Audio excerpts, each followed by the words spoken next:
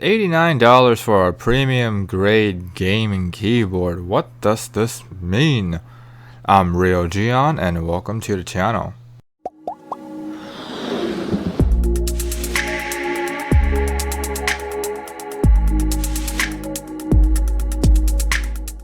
The first thing I noticed right away is how simple the design is. This is one of those gaming keyboards that doesn't show us much, and yes, I do notice the sticker on the spacebar, but it is too much of a pain in the ass to take it out, and I'm afraid if I do, I might leave a mark because this is ABS plastic that we're dealing with. The font is bold, but more on the professional side than the gaming side, which is a nice touch. The layout is standard, so you should have a pretty easy time finding aftermarket keycaps for. I like the floating key design, it looks nice and makes the keyboard easier to clean. There is the Fnatic logo on the upper left hand corner, so if that bothers you, then try not to look at that when you're using the keyboard.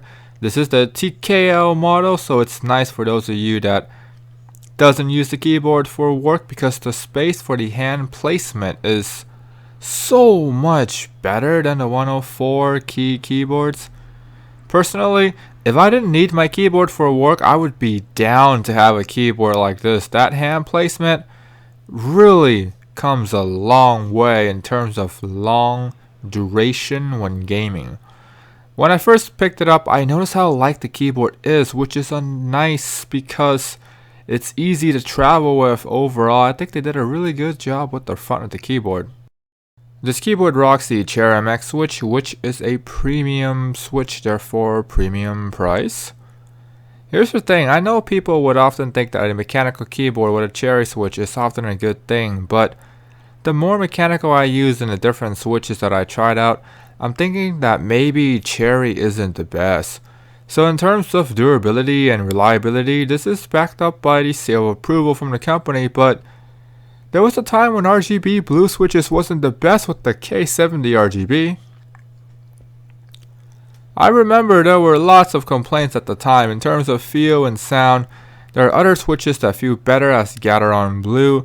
In terms of sound, this is really up to debate. Anyways, tangent aside, the MX Brown on this keyboard is silent and tactile, so if you want the feel of blues and you don't want the sound, this is the switch for you.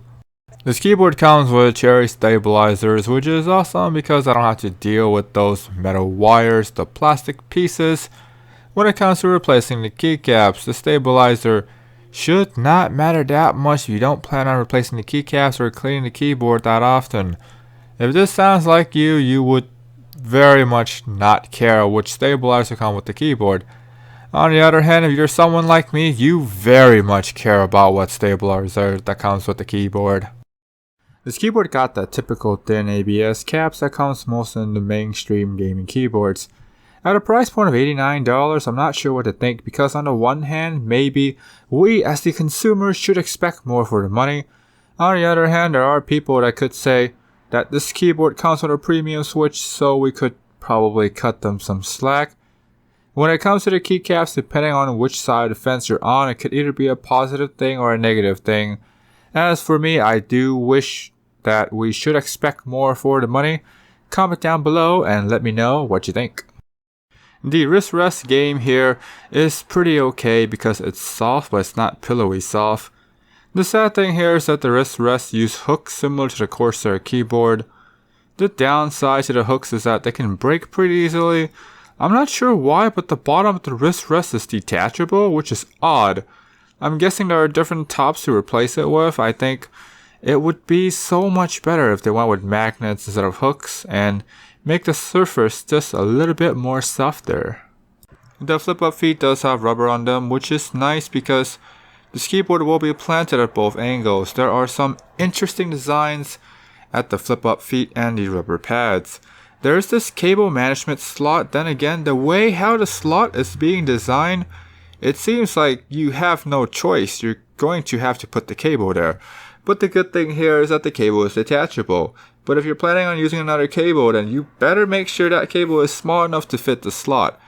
An interesting thing to note is that the Fnatic logo on the top of the keyboard is removable and it lights up. As for the cable does have management straps, which is very handy if you plan on traveling with the keyboard. The cable itself is rubber with silver tip USB, so it's either you like this or you don't. The software is really simple. The reason why I did not say user-friendly is because I think they might have overly simplified to the point where they're killing off features. With this kind of money from a gaming brand, it makes sense to have gaming features, but I really think they should have layers of lighting effects like Corsair and Razer.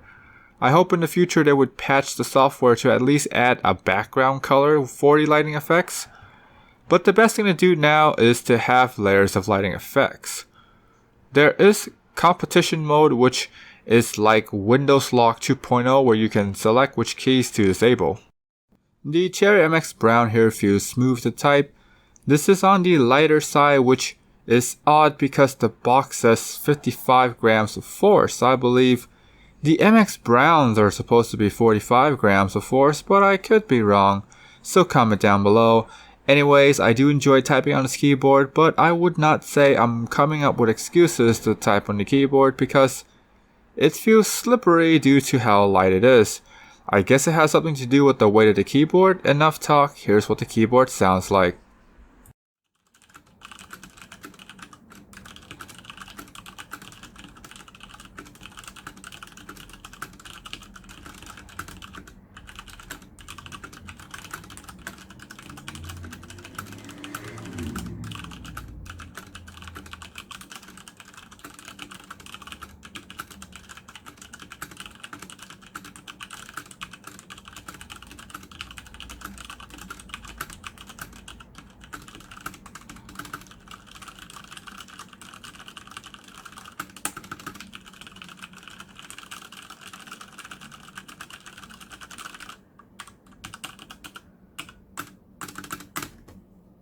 For $89, I think this is a fair price point for the keyboard. It has cherry switches and it comes from a big gaming brand.